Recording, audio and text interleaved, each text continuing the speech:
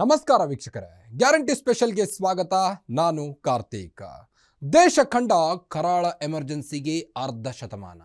ಹೇಗಿತ್ತು ಗೊತ್ತಾ? ತುರ್ತು ಪರಿಸ್ಥಿತಿಯ ಕರಾಳ ಅಧ್ಯಾಯ.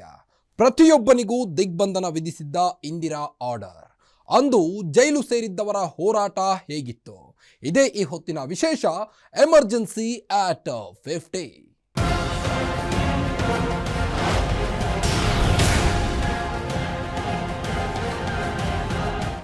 ಸ್ವತಂತ್ರ ಭಾರತದ ಇತಿಹಾಸದಲ್ಲಿ ಜೂನ್ 25, 1975ರಂದು ಕರಾಳ ಅಧ್ಯಾಯ ಶುರುವಾಗಿತ್ತು.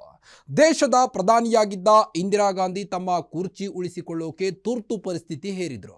ಸಂವಿಧಾನ ನೀಡಿದ್ದ ಅಧಿಕಾರದ ದುರುಪಯೋಗ ಮಾಡಿಕೊಂಡಿದ್ದ ದಿನವದು. ಭಾರತದ ಉಕ್ಕಿನ ಮಹಿಳೆಯಂತ ಕರೆಸಿಕೊಂಡಿದ್ದ ಇಂದಿರಾ ತೆಗೆದುಕೊಂಡಿದ್ದ ನಿರ್ಧಾರ ಸರ್ವಾಧಿಕಾರಕ್ಕೆ ನಾಂದಿ ಹಾಡಿತ್ತು. ಹೇಗಿತ್ತು ಆ ದಿನಗಳು ಅಂತ ನೋಡೋಣ ಬನ್ನಿ.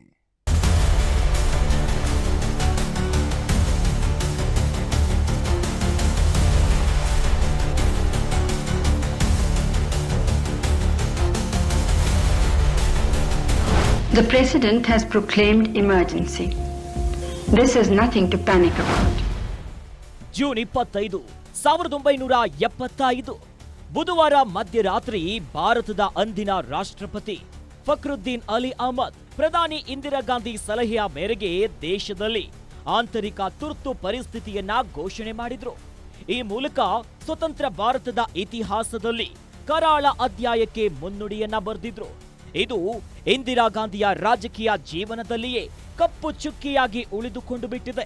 ಭಾರತದ ಉಕ್ಕಿನ ಮಹಿಳೆಯಂತ ಕರೆಸಿಕೊಳ್ಳೋ ಇಂದಿರಾ ಗಾಂಧಿ ತಮ್ಮ ಕುರ್ಚಿಯನ್ನ ಉಳಿಸಿಕೊಳ್ಳಲು ತೆಗೆದುಕೊಂಡಿದ್ದ ಅದೊಂದು ತೀರ್ಮಾನ ಭಾರತದ ಸಂವಿಧಾನಕ್ಕೆ ಮಾಡಿದ ದೊಡ್ಡ ಅಪಮಾನ ಅನ್ನೋದ್ರಲ್ಲಿ ಯಾವುದೇ ಅನುಮಾನ ಇಲ್ಲ. ಸಂವಿಧಾನದತ್ತ ಅಧಿಕಾರವನ್ನ ದುರ್ಬಳಕೆ ಮಾಡಿದ್ದ ಇಂದಿರಾ ಅಧಿಕಾರ ದಾಹಕ್ಕಾಗಿ ಇಡೀ ದೇಶಕ್ಕೆ ದಿಗ್ಬಂಧನ ವಿಧಿಸಿದ್ದ ಪ್ರಧಾನಿ. ಭಾರತದಲ್ಲಿ ತುರ್ತು ಪರಿಸ್ಥಿತಿ ಹೇರಿಕೆಯಾಗಲು ಅನೇಕ ಕಾರಣಗಳಿವೆ. ಆದರೆ ಎಲ್ಲದಕ್ಕೂ ಮೂಲ ಕಾರಣ ಇಂದಿರಾ ಗಾಂಧಿಯ ಅಧಿಕಾರದ ವ್ಯಾಮೋಹ. ಭಾರತದಲ್ಲಿ ಆಂತರಿಕ ಸಮಸ್ಯೆಗಳು ಸೃಷ್ಟಿಯಾದಾಗ ದೇಶದಲ್ಲಿ ತುರ್ತು ಪರಿಸ್ಥಿತಿ ಹೇರಿಕೆ ಮಾಡಲು ಸಂವಿಧಾನದಲ್ಲಿ ಅವಕಾಶವಿದೆ. ಸಂವಿಧಾನದ ಅನುಚ್ಛೇದ 352ರಲ್ಲಿ ಭಾರತದಲ್ಲಿ ತುರ್ತು ಪರಿಸ್ಥಿತಿ ಹೇರಿಕೆ ಮಾಡಲು ಅವಕಾಶವನ್ನ ಮಾಡಿಕೊಟ್ಟಿದೆ. ಇದನ್ನೇ ದುರ್ಬಳಕೆ ಮಾಡಿಕೊಂಡಿದ್ದ ಇಂದಿರಾ ಗಾಂಧಿ ನೇತೃತ್ವದ ಕೇಂದ್ರ ಸರ್ಕಾರ ತಮ್ಮ ಅಧಿಕಾರ ದಾಹಕ್ಕಾಗಿ ದೇಶದಲ್ಲಿ ತುರ್ತು ಪರಿಸ್ಥಿತಿಯನ್ನ ಹೇರಲು ರಾಷ್ಟ್ರಪತಿಗಳಿಗೆ ಸಲಹೆಯನ್ನ ನೀಡಿದ್ರು. ಇದನ್ನ ಆಧರಿಸಿ ಅಂದಿನ ರಾಷ್ಟ್ರಪತಿ ಫಕ್ರುದ್ದೀನ್ ಅಲಿ ಅಹ್ಮದ್ ಎಮರ್ಜೆನ್ಸಿಯನ್ನ ಘೋಷಣೆ ಮಾಡಿದ್ರು. ಇದೆಲ್ಲ ಶುರುವಾಗಿದ್ದು ಅಲಹಾಬಾದ್ ಹೈಕೋರ್ಟ್ ನೀಡಿದ ತೀರ್ಪಿನಿಂದ. The President has proclaimed emergency. This is nothing to panic about. June 12, 1975ರಂದು ಇಂದಿರಾ ವಿರುದ್ಧ ಬಂದಿತ್ತು ತೀರ್ಪು. ಜೂನ್ 24, 1970ರಂದು ತೀರ್ಪು ಎತ್ತಿ ಹಿಡಿದಿದ್ದ ಸುಪ್ರೀಂ. ದೇಶದಲ್ಲಿ ತುರ್ತು ಪರಿಸ್ಥಿತಿ ಹೇರಿಕೆ ಇದ್ದಕ್ಕಿದ್ದಂತೆ ಆಗಿದ್ದಲ್ಲ. ಇದಕ್ಕೆ ಹಲವಾರು ಕಾರಣಗಳಿವೆ. ಇದರಲ್ಲಿ ಎಲ್ಲಕ್ಕಿಂತ ಮುಖ್ಯವಾದದ್ದು ಅಲಹಾಬಾದ್ ಹೈಕೋರ್ಟಿನ ತೀರ್ಪು. 1971ರಲ್ಲಿ ನಡೆದಿದ್ದ ಲೋಕಸಭಾ ಚುನಾವಣೆಯಲ್ಲಿ ಇಂದಿರಾ ಗಾಂಧಿ ವಿರುದ್ಧ ರಾಯ್ ಬರೇಲಿಯಲ್ಲಿ ಸಾಮಾಜಿಕ ಹೋರಾಟಗಾರ ರಾಜ್ ನಾರಾಯಣ್ ಸ್ಪರ್ಧೆ ಮಾಡಿದ್ರು. ಇಂದಿರಾ ವಿರುದ್ಧ ರಾಜ್ ನಾರಾಯಣ್ ಹೀನಾಯ ಸೋಲನ್ನ ಕಂಡಿದ್ರು. ಆದ್ರೆ ಇಂದಿರಾ ಗಾಂಧಿ ಅಧಿಕಾರ ಯಂತ್ರವನ್ನ ದುರ್ಬಳಕೆ ಮಾಡಿಕೊಂಡು ಚುನಾವಣೆಯನ್ನ ಗೆದ್ದಿದ್ದಾರೆ ಅಂತ ಅಲಹಾಬಾದ್ ಹೈಕೋರ್ಟ್ ಮೆಟ್ಟಿಲೇರಿದ್ರು. ರಾಜ್ ನಾರಾಯಣ್ ಪರ ಶಾಂತಿ ಭೂಷಣ್ ವಾದ ಮಂಡಿಸಿದ್ರೆ ಇಂದಿರಾ ಗಾಂಧಿ ಪರ ನಾನಿ ಪಾಲ್ಕಿವಾಲಾ ವಾದ ಮಂಡಿಸಿದ್ರು. ಅಲಹಾಬಾದ್ ಹೈಕೋರ್ಟ್ನಲ್ಲಿ ಸುದೀರ್ಘ ವಿಚಾರಣೆ ನಡೆದಿತ್ತು. ಅಲ್ಲದೆ ಸ್ವತಃ ಇಂದಿರಾ ಗಾಂಧಿ ಹೈಕೋರ್ಟ್ನಲ್ಲಿ ಪಾಟಿ ಸವಾಲಿಗೆ ಗುರಿಯಾಗಿದ್ರು. ಭಾರತದ ಇತಿಹಾಸದಲ್ಲಿಯೇ ಪ್ರಧಾನಿಯೊಬ್ರು ಕೋರ್ಟ್ ಪಾಟಿ ಸವಾಲಿಗೆ ಗುರಿಯಾಗಿದ್ದು ಇದೇ ಮೊದಲ ಬಾರಿಯಾಗಿತ್ತು. ಕೊನೆಗೆ ಜೂನ್ 12, 1975ರಲ್ಲಿ ಅಲಹಾಬಾದ್ ಕೋರ್ಟಿನ ಜಗಮೋಹನ್ ಲಾಲ್ ಸಿನ್ಹಾ ಏಕಸದಸ್ಯ ಪೀಠ ಇಂದಿರಾ ಗಾಂಧಿ ವಿರುದ್ಧ ತೀರ್ಪು ನೀಡಿತ್ತು. ಇಂದಿರಾ ಗಾಂಧಿಯ ಲೋಕಸಭೆ ಸದಸ್ಯತ್ವ ಅಮಾನ್ಯಗೊಳಿಸಿತ್ತು. ಅಲ್ಲದೆ ಮುಂದಿನ 6 ವರ್ಷ ಯಾವುದೇ ಚುನಾವಣೆಗೆ ಸ್ಪರ್ಧಿಸದಂತೆ ನಿಷೇಧ ಹೇರಿತ್ತು. ಇದನ್ನ ಪ್ರಶ್ನಿಸಿ ಇಂದಿರಾ ಗಾಂಧಿ ಸುಪ್ರೀಂ ಕೋರ್ಟ್ಗೆ ಅರ್ಜಿಯನ್ನ ಸಲ್ಲಿಸಿದ್ರು. ಜೂನ್ 24, 1975ರಂದು ಹೈಕೋರ್ಟ್ ನೀಡಿದ್ದ ತೀರ್ಪನ್ನ ಸುಪ್ರೀಂ ಕೋರ್ಟಿನ ವಿಆರ್ ಕೃಷ್ಣ ಐಆರ್ ಪೀಠ ಎತ್ತಿ ಹಿಡಿದಿತ್ತು. ಈ ಮೂಲಕ ಇಂದಿರಾ ಕುರ್ಚಿಗೆ ಕಂಟಕ ಎದುರಾಗಿತ್ತು. ಜೂನ್ 25, 1975ರಂದು ದೆಹಲಿಯಲ್ಲಿ ಬೃಹತ್ ರ್ಯಾಲಿ. ಪೊಲೀಸರು ಸೇನೆಗೆ ಆದೇಶ ಪಾಲಿಸದಂತೆ ಕೊಟ್ಟಿದ್ರು ಕರೆ. ಜೂನ್ 24ರಂದು ತೀರ್ಪು ಬರ್ತಿದ್ದಂತೆ ಇಂದಿರಾ ಗಾಂಧಿ ವಿರುದ್ಧ ಜಯಪ್ರಕಾಶ್ ನಾರಾಯಣ್ ದೆಹಲಿಯಲ್ಲಿ ಬೃಹತ್ ರ್ಯಾಲಿಯನ್ನ ಏರ್ಪಡಿಸಿದ್ರು. ಈ ರ್ಯಾಲಿಯನ್ನ ಉದ್ದೇಶಿಸಿ ಭಾಷಣ ಮಾಡಿದ್ದ ಜೆಪಿ ಸರ್ಕಾರದ ಆದೇಶ ಪಾಲನೆ ಮಾಡದಂತೆ ಪೊಲೀಸರು ಮತ್ತು ಭಾರತೀಯ ಸೇನೆಗೆ ಕರೆ ಕೊಟ್ಟಿದ್ರು. ಯಾವಾಗ ಜೆಪಿ ಈ ಕರೆ ನೀಡಿದ್ರು, ಅಲ್ಲಿಗೆ ಇಂದಿರಾ ಗಾಂಧಿಗೆ ಅವಕಾಶ ತಾನಾಗಿನೇ ಒಲಿದು ಬಂದಿತ್ತು. ಸಂವಿಧಾನದ ಅನುಚ್ಛೇದ 352ರಲ್ಲಿ ದೇಶದಲ್ಲಿ ಅಶಾಂತಿ ಅಥವಾ ಸಶಸ್ತ್ರ ಬಂಡಾಯದ ಸಂದರ್ಭ ಎದುರಾದ್ರೆ ತುರ್ತು ಪರಿಸ್ಥಿತಿಯನ್ನ ವಿಧಿಸಲು ಅವಕಾಶವಿದೆ. ಇದನ್ನೇ ಬಳಸಿಕೊಂಡ ಇಂದಿರಾ ಗಾಂಧಿ, ದೇಶದಲ್ಲಿ ಸಶಸ್ತ್ರ ಬಂಡಾಯದ ಅಪಾಯ ಎದುರಾಗಿದೆ, ಹೀಗಾಗಿ ದೇಶದಲ್ಲಿ ತುರ್ತು ಪರಿಸ್ಥಿತಿ ಹೇರುವ ಸಂದರ್ಭ ಎದುರಾಗಿದೆ ಅನ್ನೋ ಕಾರಣವನ್ನ ನೀಡಿ ಇಡೀ ದೇಶದಲ್ಲಿ ತುರ್ತು ಪರಿಸ್ಥಿತಿಯನ್ನ ಹೇರಿದ್ರು.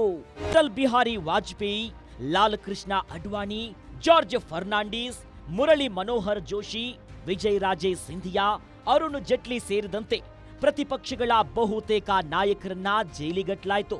ಆದರೆ ಆಗ ಜನಸಂಘದ ಪ್ರಮುಖ ನಾಯಕರಾಗಿದ್ದ ನಾನಾಜಿ ದೇಶ್ಮುಖ್ಗೆ ಹೇಗೋ ವಿಚಾರ ಗೊತ್ತಾಗಿ ಬಿಟ್ಟಿತ್ತು.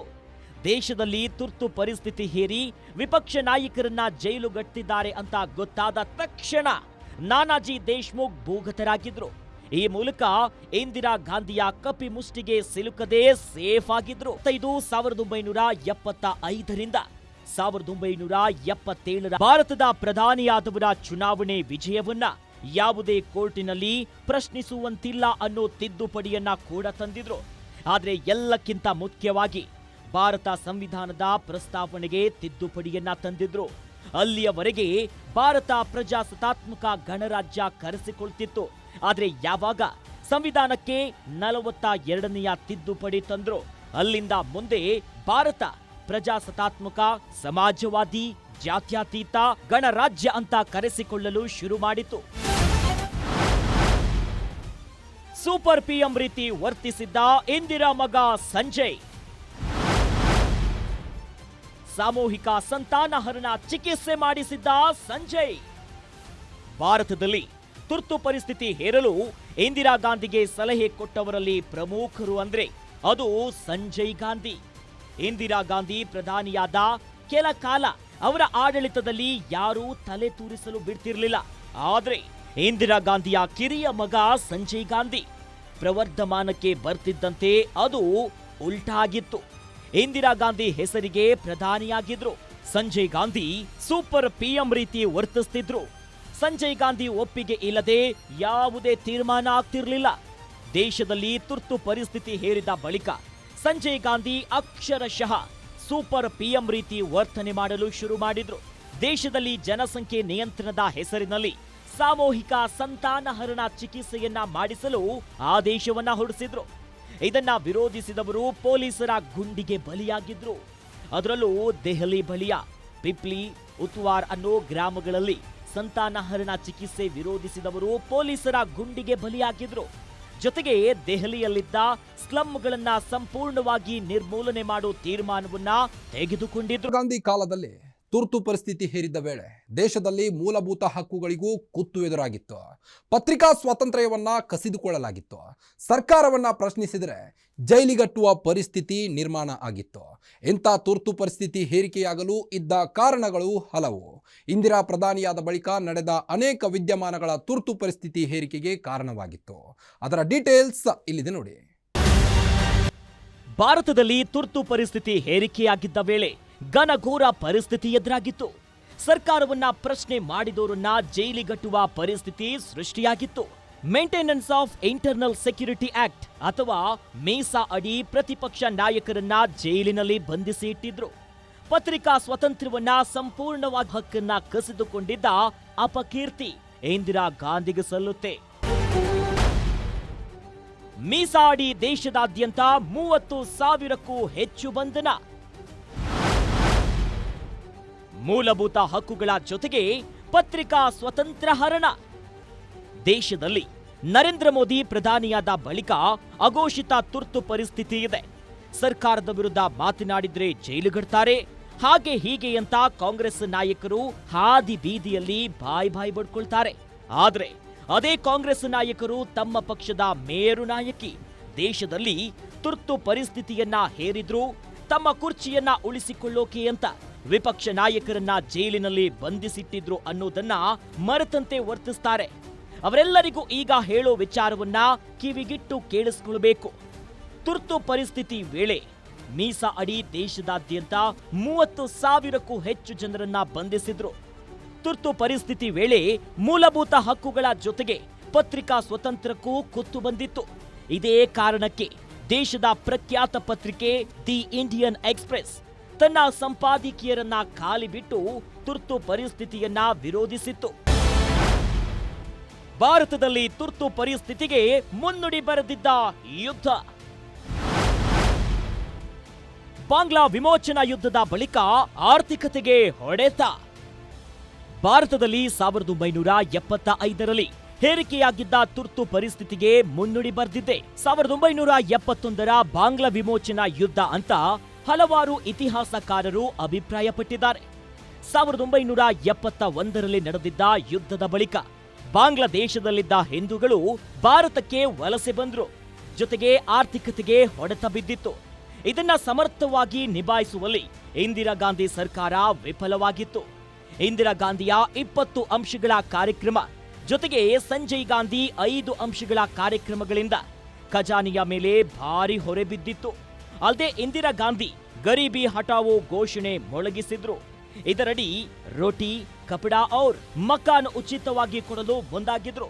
ಇದೆಲ್ಲವೂ ಕೇಂದ್ರ ಸರ್ಕಾರದ ಬೊಕ್ಕಸ ಖಾಲಿಯಾಗಲು ಕಾರಣವಾಗಿದ್ವು. ಆರ್ಥಿಕ ವೈಫಲ್ಯ ಮುಚ್ಚಿಕೊಳ್ಳಲು ಇಂದಿರಾ ಗಾಂಧಿ ತುರ್ತು ಪರಿಸ್ಥಿತಿಯ ಮೊರೆ ಹೋದ್ರು ಅಂತ ಕೆಲವರು ಹೇಳಿದರು. ಗುಜರಾತ್ನಲ್ಲಿ ಮೊರಾರ್ಜಿ ನೇತೃತ್ವದಲ್ಲಿ ಬೃಹತ್ ಹೋರಾಟ. ಶುಲ್ಕ ಹೆಚ್ಚಳ ವಿರೋಧಿಸಿ ಬೀದಿಗಿಳಿದ ಗುಜರಾತಿ ವಿದ್ಯಾರ್ಥಿಗಳು. 1971ರ ಯುದ್ಧದ ಬಳಿಕ 1973ರಲ್ಲಿ ಗುಜರಾತ್ನಲ್ಲಿ ಇಂದಿರಾ ಗಾಂಧಿ ವಿರುದ್ಧ ಹೋರಾಟ ಶುರುವಾಯಿತು. ಕಾಲೇಜು ಶುಲ್ಕ ಮತ್ತು ಕ್ಯಾಂಟೀನ್ ಶುಲ್ಕ ಹೆಚ್ಚಳ ಮಾಡಿದ್ದನ್ನ ವಿರೋಧಿಸಿ ಅಹಮದಾಬಾದ್ನಲ್ಲಿ ವಿದ್ಯಾರ್ಥಿಗಳು ಹೋರಾಟವನ್ನ ಆರಂಭಿಸಿದ್ರು. ಪ್ರಧಾನಿ ರೇಸ್ನಲ್ಲಿ ಇಂದಿರಾ ವಿರುದ್ಧ ಹಿನ್ನಡೆ ಅನುಭವಿಸಿದ್ದ ಕಾಂಗ್ರೆಸ್ನ ಹಿರಿಯ ನಾಯಕ ಮೊರಾರ್ಜಿ ದೇಸಾಯಿ ಇದರ ನೇತೃತ್ವವನ್ನ ವಹಿಸಿದ್ರು. ಮೊರಾರ್ಜಿ ದೇಸಾಯಿಯಂತ ಹಿರಿಯ ನಾಯಕರ ನೇತೃತ್ವ ಸಿಕ್ಕ ಬಳಿಕ ಹೋರಾಟ ತೀವ್ರತೆಯನ್ನ ಪಡೆಯಿತು. ಕೊನೆಗೂ ಇದು ಆಗಿನ ಗುಜರಾತ್ ಸಿಎಂ ಚಿಮನ್ಭಾಯ್ ಪಟೇಲ್ ಭ್ರಷ್ಟಾಚಾರದಲ್ಲಿ ತೊಡಗಿದ್ದಾರೆ ಅಂತ ಆರೋಪಿಸಿತು. ಈ ಆರೋಪ ದೊಡ್ಡ ಹೋರಾಟಕ್ಕೆ ಕಾರಣವಾಯಿತು. ಕೊನೆಗೆ ನವನಿರ್ಮಾಣ ಹೋರಾಟಕ್ಕೆ ಮಣಿದ ಇಂದಿರಾ ಗಾಂಧಿ ಚಿಮನ್ಭಾಯ್ ಪಟೇಲ್ ಅವರನ್ನ ಕಿತ್ತೊಗೆದ್ರು.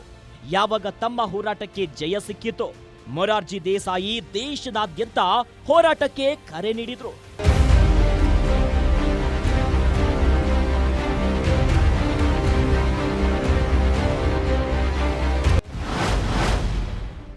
ಬಿಹಾರದಲ್ಲಿ ವಿದ್ಯಾರ್ಥಿ ಹೋರಾಟ ಪ್ರಾರಂಭಿಸಿದ್ದ ಜೆಪಿ ಇಂದಿರಾ ಕಿತ್ತೊಗೆಯಲು ಸಂಪೂರ್ಣ ಕ್ರಾಂತಿಯ ಕರೆ. ಗುಜರಾತ್ನಲ್ಲಿ ಮೊರಾರ್ಜಿ ದೇಸಾಯಿ ಆರಂಭಿಸಿದ್ದ ವಿದ್ಯಾರ್ಥಿ ಚಳವಳಿಯಿಂದ ಪ್ರೇರಣೆ ಪಡೆದ ಇಡೀ ದೇಶದಲ್ಲಿ ಇಂದಿರಾ ಗಾಂಧಿಯ ವಿರುದ್ಧ ಸಂಪೂರ್ಣ ಕ್ರಾಂತಿಗೆ ಕರೆ ನೀಡಿದ್ರು. ಇದು ದೇಶದಾದ್ಯಂತ ಯುವಕರಲ್ಲಿ ಹೊಸ ಹುಮ್ಮಸ್ಸನ್ನ ಮೂಡಿಸಿತ್ತು. ಹೀಗೆ ಮೂಡಿದ ಹುಮ್ಮಸ್ಸಿನಿಂದ ಕಂಗಾಲಾಗಿದ್ದ ಇಂದಿರಾ ಗಾಂಧಿ ತುರ್ತು ಪರಿಸ್ಥಿತಿ ಹೇರಿ ದಮನಕಾರಿ ಕ್ರಮ ಕೈಗೊಂಡ್ರು. ಕಾರ್ಮಿಕರನ್ನ ಸಮರ್ಥವಾಗಿ ಸಂಘಟಿಸಿದ ಜಾರ್ಜ್ ಫರ್ನಾಂಡಿಸ್. 3 ದೇಶದಾದ್ಯಂತ ರೈಲು ಸೇವೆ ಬಂದ್ ಮಾಡಿದ್ದ ನಾಯಕ. ಕರ್ನಾಟಕದ ಮಂಗಳೂರಿನಲ್ಲಿ ಹುಟ್ಟಿ ದೂರದ ಬಿಹಾರದಲ್ಲಿ ದೊಡ್ಡ ನಾಯಕರಾಗಿ ಬೆಳೆದ ಕೀರ್ತಿ ಜಾರ್ಜ್ ಫರ್ನಾಂಡಿಸ್ಗೆ ಸಲ್ಲುತ್ತೆ. ಕಾರ್ಮಿಕ ನಾಯಕರಾಗಿ ಹೆಸರು ಮಾಡಿದ್ದ ಜಾರ್ಜ್ ಫರ್ನಾಂಡಿಸ್ ಕಾರ್ಮಿಕ ಇಂಥ ರೈಲ್ವೆ ಸೇವೆ 3 ದಿನ ಸಂಪೂರ್ಣ ಬಂದ್ ಮಾಡಿಸುವಲ್ಲಿ ಜಾರ್ಜ್ ಫರ್ನಾಂಡಿಸ್. ದೇಶದಲ್ಲಿ ತುರ್ತು ಪರಿಸ್ಥಿತಿ ಹೇರಿಕೆಯಾಗಿ ಅರ್ಧ ಶತಮಾನ ಕಳೆದು ಹೋಗಿದೆ. ಅದೇ ಕಾಂಗ್ರೆಸ್ ಪಕ್ಷ ಈಗ ದೇಶದಲ್ಲಿ ಅಘೋಷಿತ ತುರ್ತು ಪರಿಸ್ಥಿತಿ ಇದೆ ಅಂತ ಬಾಯ್ ಬಡ್ಕೊಳ್ತಿದ್ದಾರೆ. ಆದ್ರೆ ತಾವು ಸಂವಿಧಾನದ ಮೇಲೆ ಎಸಗಿದ್ದ ಅಪವಾದವನ್ನ ಮೆರೆತು ವಿಪಕ್ಷಗಳು ಸಂವಿಧಾನಕ್ಕೆ ಅಪವಾದ ಎನಿಸ್ತಿದೆ ಅಂತ ಆರೋಪಿಸುತ್ತಿದ್ದಾರೆ. ನ್ಯೂಸ್ ಸುದ್ದಿ ಖಚಿತ, ನ್ಯಾಯ ನಿಶ್ಚಿತ.